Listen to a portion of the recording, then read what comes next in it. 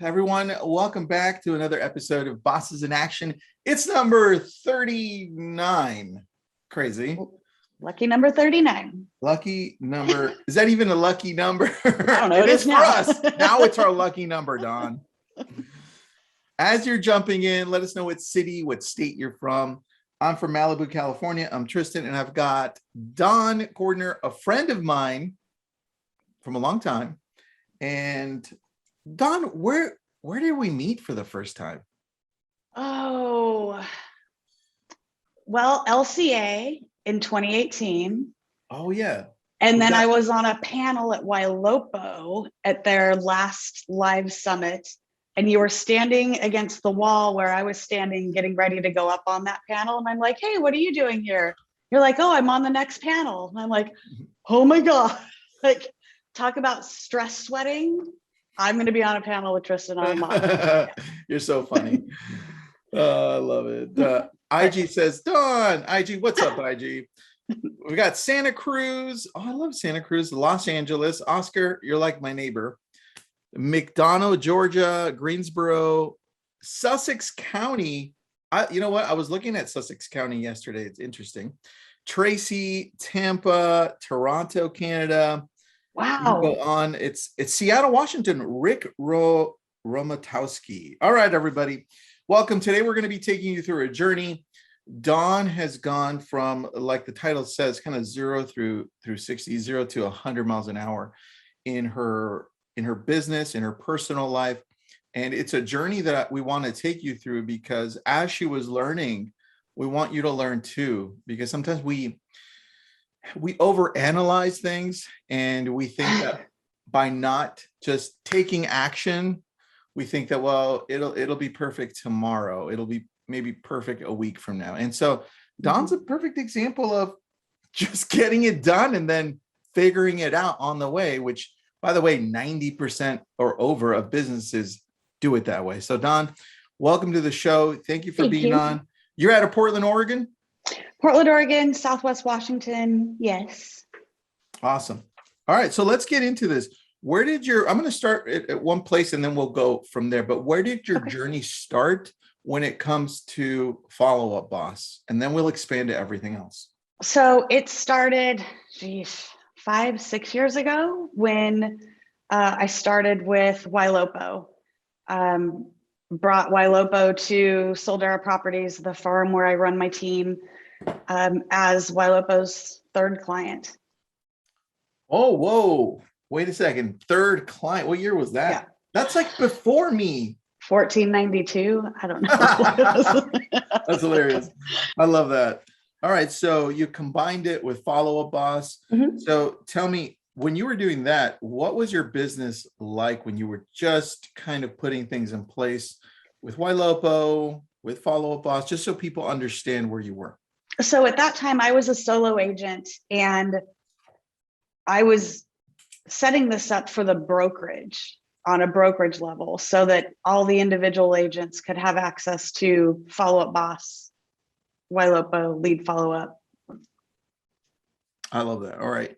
And so tell me the transition though, because now you are running Follow Up Boss. You have the whole database that belonged to Soldera now, which is like 40,000 plus in your database, is massive. And then you're running all of Wailopo through here. You have Conversion Monster. You have all of these, and you have now a team of like around 10.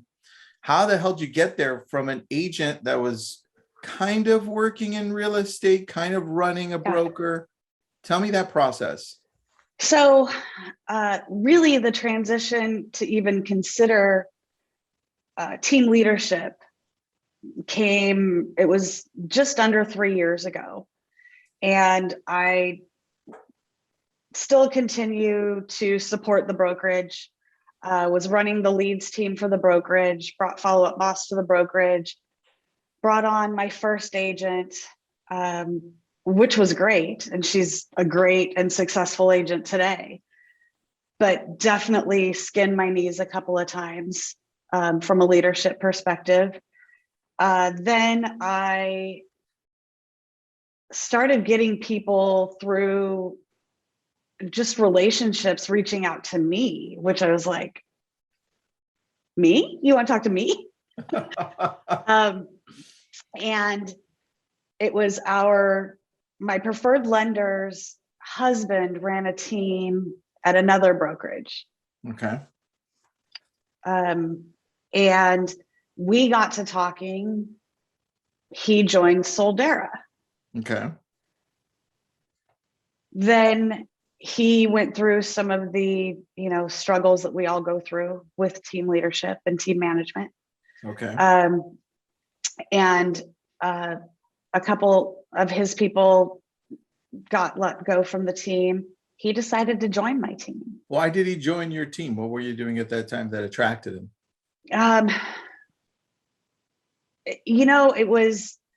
I think it was putting the systems in place and leading with my heart, not. But let me tell you, there's a fine balance to be had there too. Well, I'm going to pause you there because as people are listening in, there's a couple of lessons that I want them to take from now that we're starting to explain the transition in this journey. From you had been in real estate for a long time, right? Kind of like on the back end. And listen, everybody, she went with her gut to help the brokerage she was with, saying, hey, jump in on this, jump in on that, piece it together, right? She already knew what she was doing, but Dawn, the confidence wasn't there to kind of say, I want to do this on my own and blow up.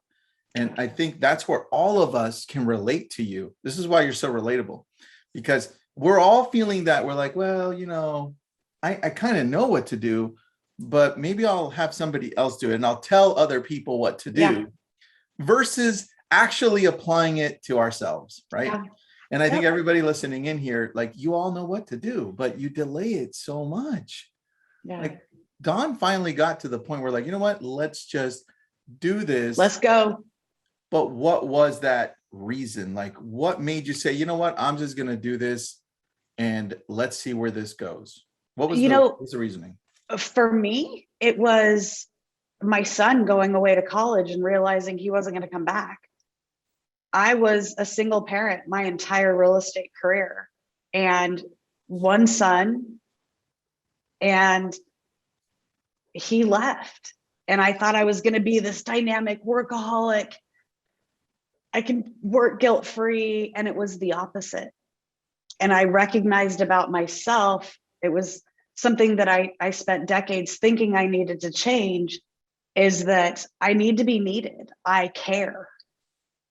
And the team, when I first started coaching, and my coach said, okay, you've got to, back off on what you do for the brokerage, and the idea is for you to start a team. And I'm like, neither one of those things are ever going to happen. Well, guess who's getting the last laugh now, right? That's funny. So for me, it was the need to be needed and wanting to help people become good, decent realtors. All right. On that right there, because that's where we're all stuck. Because you ask agents, I'll ask like maybe 80% of the people here on, like, why are you in real estate? Well, I love people and houses, right? So you're already answering that. Yeah. This is why you're in it. But there's something else. What caused you to say, okay, you know what? I love people. I love real estate. I'm going to try this on my own. Was it just your son leaving, or what was behind it? Well, I think it was that layer of accountability, along with the opportunity to make significant change, not only in my life, right? But in the lives of other agents that were still Bambi, kind of, I like that. So, by the way, Alex Montalvo says Don Cordiner is a boss babe. So there you go.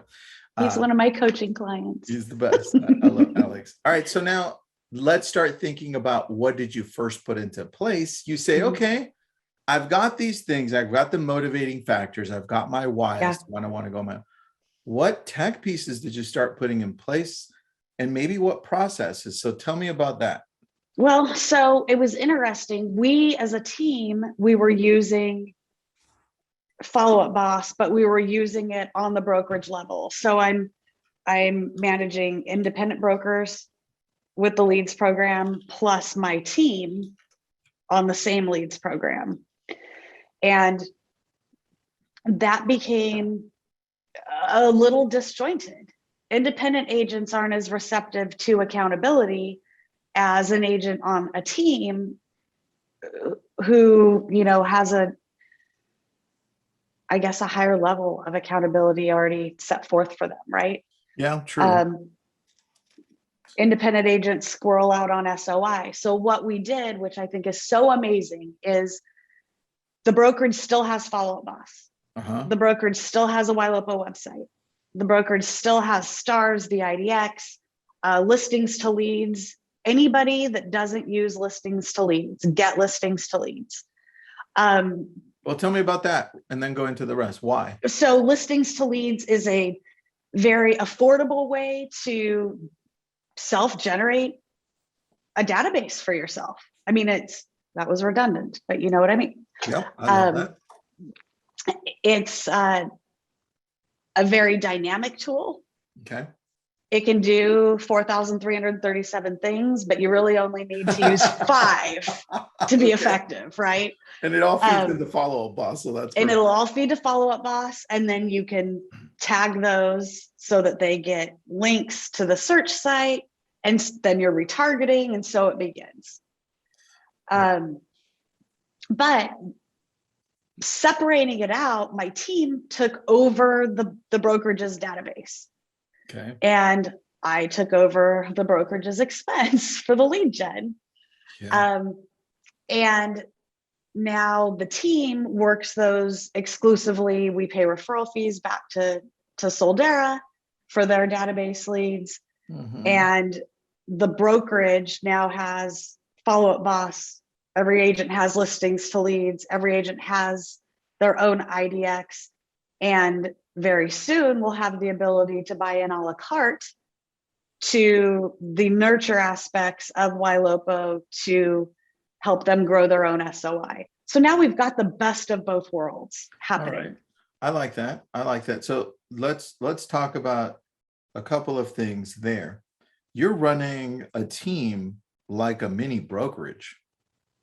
So I want people to understand that part of it, right? So I think that's where, obviously, that's where the world is heading, right? Teams are now functioning like mini brokerages so that they have so much to offer to agents as a whole. The second part of this is, as you're growing your Follow Up Boss database, as you're doing more on Google PPC and listening to leads and everything else, tell me, how are you doing with the agents? Because I know the agents part of this is the wild card. Like, you can put in Follow Up Boss, you can put in Google PPC, but it's the agents that become a challenge because you don't know where they're at in their mental stage or professional stage, right? And really right? Because we can all interview, we can all give good phone. I love that. You need a shirt that does that. Look, I am blessed to have a team of really great humans. And for me, that's the primary criteria. Be a good human.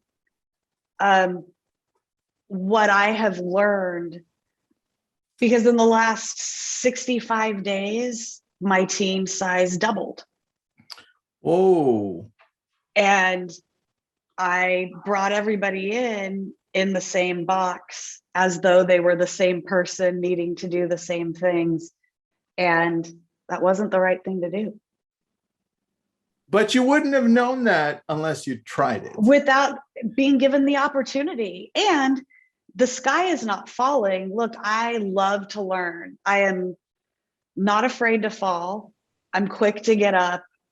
I make decisions quickly, and I know when to ask for help. I like that. So, and here's a lesson that we can all learn from Dawn too. The ability for her to just try things without, hey, maybe I need a business plan or itemizing this, which is all great, right? But we all know the entrepreneurs that made billions and millions, they didn't have a business plan, just so you know, because I get to talk to them. And they just went all out and just said, I'm going to do this and I'm going to figure it out on the way there. And that's exactly what Dawn is doing. The success that she's having is the ability for her to pivot quickly, right? Because shit's going to happen all the way through. And Dawn does such a great job on pivoting. Dawn, what's the most challenging thing that you've had to deal with when it comes to building the team? And then I want to go with rewarding, just so people can hear. The most challenging thing for me has been setting proper expectations, I would say. All right. So with that, what are you trying to put in place now to make sure that the expectations are better, so people understand what they need to do? Well, it's started with, over the last couple of weeks, first understanding where they're at. What do they want? What are their goals? What part of the details of this business excites them? What are they fearful of? And I'm a jump in the deep end of the pool sort of person. Yeah, that's for sure. And so I'm also, I guess, the team leader that our colleague that is standing behind him, and they're like, oh, I don't think I'm ready. I don't know if I'm ready. And I kind of push them in. Not kind of, I push them in. I like that. That's so good. I used to do that to my kids. That's so funny. And part of it too has been, you know, the word fair. Fair is not a real estate word. And it's recognizing that the different opportunities that come our way just by way of longevity in the business, those opportunities aren't available to everybody right out of the gate. Effort earns opportunity. Is that your new t-shirt? I'm going to have a whole new wardrobe by the end of this. I'll bury. That is effort earns opportunity. That's sick. I love that. And then Michelle says, you are one of the best coaches I have ever met. I'm honored to be a part of such a progressive team with such a powerful mentor. So there you go. All right. So tell me, I don't want to make you cry there. So. There's no crying on webinars. No crying. That's the other shirt. There's no crying and follow boss. The other one, Don, is what's the rewarding part of this? Because I think that's what keeps us going too, right? So what's rewarding about this? What stands out? Well, so I think Michelle and Alex did that. When I think that I am not doing as much as I could be or should be doing for the people on my team, and somebody randomly raises their hand and says, thank you. For me, that's a massive reward. Seeing people having people on the team that didn't believe in themselves and maybe were having financial issues, build momentum and pull themselves out of that. Huge reward. Yeah. Well, I think that's because you can relate, and we can all relate to being there, right? So we know how that feeling is. It feels good. So I think that's good. I love that. So Donna, I have a question. What do you think is the main reason you've gone from where you were, let's just say a year and a few months ago, to where you are now? What's the number one reason? So people listening and could be like, got it. I need to pay more attention there. The number one reason is reaching out to people who do it better than I do. Oh, that's nice. it. It's being coachable and not being intimidated by people that have the success that I want to experience. So reaching out to people for help. Yeah.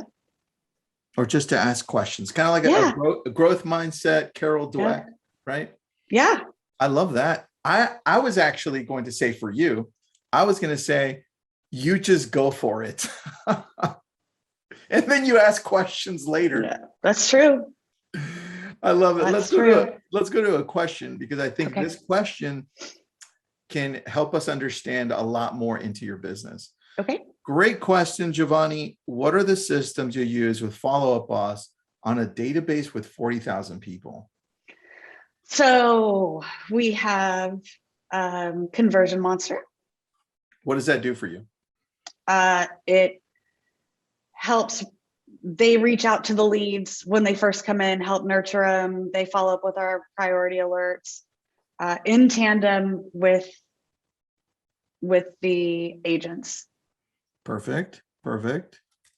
All right. That's one. What else you got? So as far as plugins, we're right now just wrapping up the onboarding with Sisu. I'm very excited about that. All right. And what is Sisu so those people listening in understand? So Sisu basically, it helps you track your numbers. It'll pull your metrics out, per agent, all the way down to a CPL, cost per lead. It also allows you to set up teams and contests, sales contests for your agents and everybody. It's full transparency. Everybody can see what everybody else is doing. That's true. I like that. I like that. And you've also got a great admin or operations director, IG, right? So she's incredible. That was the biggest, scariest growth move that you forced me into at the beginning of this year. And it has been the best scary decision I've made in a really long time. All right, explain why. What has she allowed you to do and grow into for your team? Well, first of all, her temperament is the opposite of mine. She is very even keel. I am popcorn. And she speaks popcorn well. I get to be me. That's she funny. also has no desire to sell real estate. And that is important to me because it's so much changes in this business, even from the team roster perspective, life. It is so cool to have something that is just going to stay the same for a while. And when she first joined the team and I, Tristan, you know this, I didn't know what I was going to get her to do. I was holding on to everything with a death grip. Yeah. And for that reason, I decided to start her with a salary. So listen to this, everybody listen to this, because you can bully yourself into doing what you need to do. And what I did is I started her with a salary, and knowing that whether I had an hour's worth of work for her to do or 8 hours worth of work for her to do, she was going to get paid her salary no matter what. That motivates you to help fill the day for somebody. That's so true. And it didn't start that way, but I'm so glad that I did it that way. But now she is handling the marketing for the team. She does the listing prep. She helps with some of our TC work. She onboards. She does follow-up boss basics training for everybody on the team. She handles our website. And as of today, she's training to be our leads manager. I love that. That's very good. And IG, if she's listening in, you can add to your resume just to have it. You speak popcorn now, so there you go. Musa's got a couple of actually 3 questions, and I think they'll help everybody. I'm not sure if you can answer them, so send them over to me if you can't. But here you go. Number 1, do you have any services you can recommend that would develop and implement a great social media strategy? That's a good question. It is a good question. I have IG. So the answer to that one was, and I think that's the best answer actually. Hire someone who can help with executing a social media strategy. I know that Don's got it's called, what do you use? We call it LCA Marketing Center, but it's a Maxa Designs. Yeah. So go on the back end of Maxa Designs, and it itemizes everything for you for Facebook, Instagram. And what IG does, she goes there, because it's all branded to Dawn. And then she decides what she's going to post on a daily, hourly, whatever basis, right? But it's part of the outline of her job duties. So Musa, I would hire somebody and make sure that they're doing this, because when you start automating through Buffer or Hootsuite, it's a good place to start, but Facebook and Instagram don't always like it. Anything you want to add to that, Don? Well, I'll say too that I'm not sure which program IG uses, but we're going to use your monthly calendar for each of the agents with her automated system. Oh, And got it. essentially the plan is, cat's out of the bag for the team now. She'll sit down with everybody once a month, third week of the month, map out their social media for the month, set up the auto posting for, 26 days of the month. Got it. And then here, Nicole, these 4 days, you need to post a live on your own or something.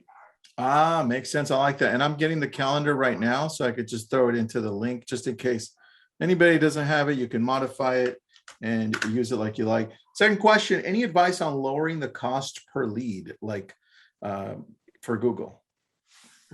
Don't run seller leads. Ooh, good idea. Look, lower the cost, buyer all the way. I would second that. Don Smart, let's do it.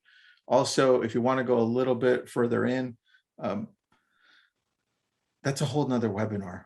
But just do what Don did. All right, number 3, what's the best way to get seller leads? Oh, great question. Don, what's the best way to get leads that become listings? Street text is a great resource for seller leads. What we're finding is that many of our Google PPC buyers are also sellers.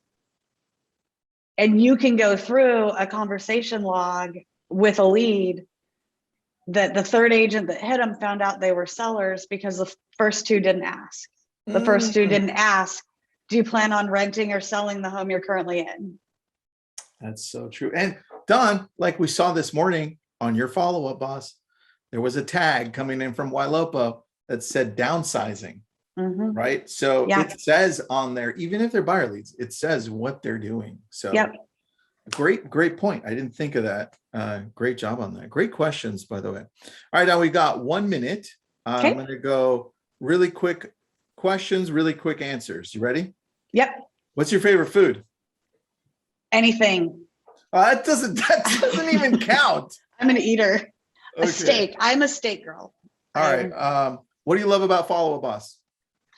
I love the fact that it integrates so well with so many different ancillary products that are out there.